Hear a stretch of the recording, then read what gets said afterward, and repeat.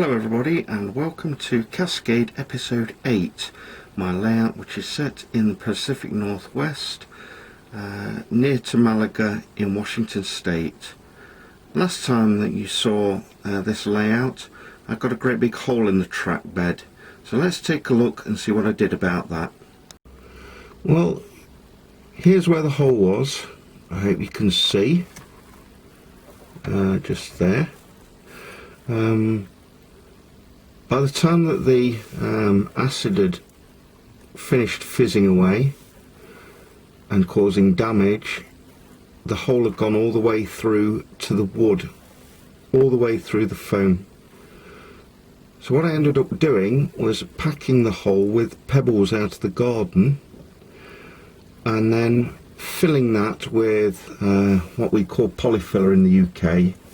You guys call it spackling paste in the US, I believe. And then putting a piece of plastic card or styrene sheet over the top, similar to that one.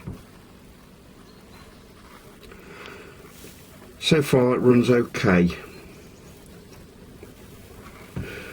So that's what I did to repair that damage. I just want to talk a little bit about running actually. I find operating Cascade layout very frustrating. Pieces of track are fine, locos run nicely along there, but when they come to switches they stall. With this being a layout set in 1978, almost all my locos have 4-wheel axles. As soon as I get to the switches and the switch blades, the locos stall. It's very frustrating. I've tried cleaning the switch blades with everything, pretty much anyway. Isopropyl alcohol, Goo Gone, graphite sticks, my wife's emery boards which she files her nails with, sandpaper, needle files. I've tried everything and nothing keeps switch blades clean. If anybody has any ideas, new ideas which I haven't already tried, then please get in touch with me or leave a comment down below.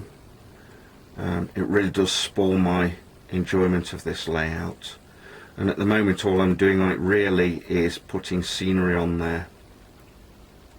One thing I did do, thanks to a recommendation from Model Railroader magazine, is that I've soldered every other joint on the layout. This has improved, as I say, the track work, but it hasn't improved the switches. I don't really want to buy frog juices for this layout if I can help it. It did help on the Montrose and Highland Railroad, but even that's not infallible.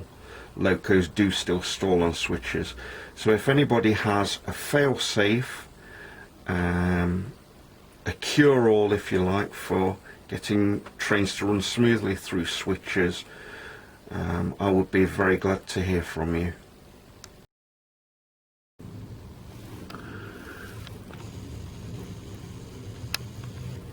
So as I've said, while I've not been operating the layout very much, I have been doing quite a lot of scenery on Cascade.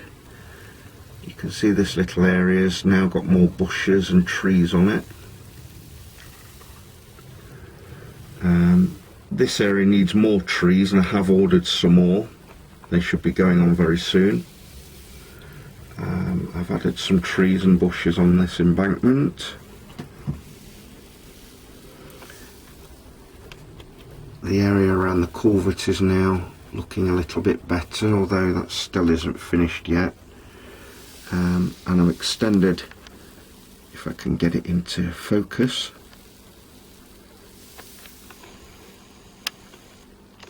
excuse me while I try and get this in focus. I hope that's it. I've extended the scenic area of this embankment all the way down to trackside now.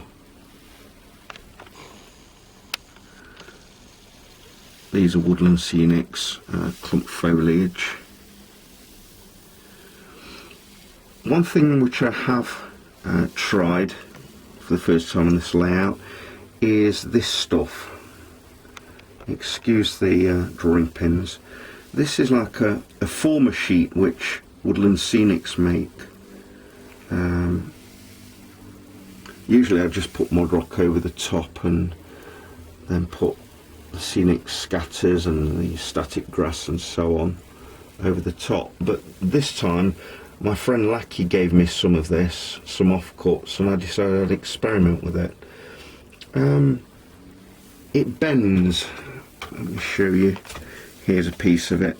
It's got tin foil on the back, and you can bend it to any sort of contour that you want across the landscape,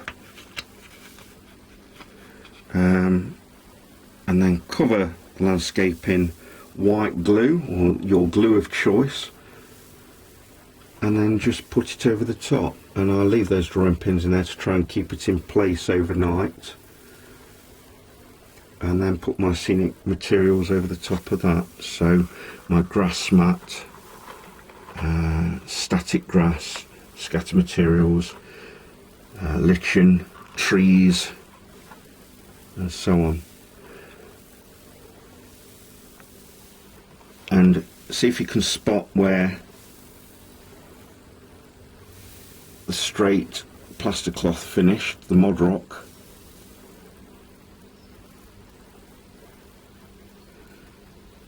Just here is where I used Lackey's former sheet for the first time,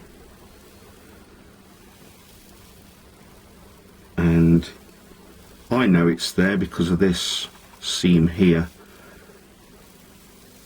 but you can't tell where the two different types of landscaping materials join together.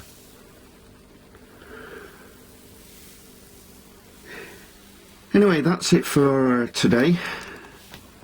As I say, I'm glad to have filled in the hole on the track bed, but I'm still not operating this layout at the moment because I'm not very happy with locos stalling on the switches. This SD40 is a 6-axle loco, but it still stalls. It's very frustrating, totally ruins the experience. So I will carry on doing scenery on this, but until I get to the bottom of restoring those switches, making them operate nicely again, it's unlikely that I'll be operating this layout very much, which is very sad because I do actually enjoy this and I would like to run it. As I said, if anybody has any ideas, then please get in touch. That's it for this episode. Thanks for watching.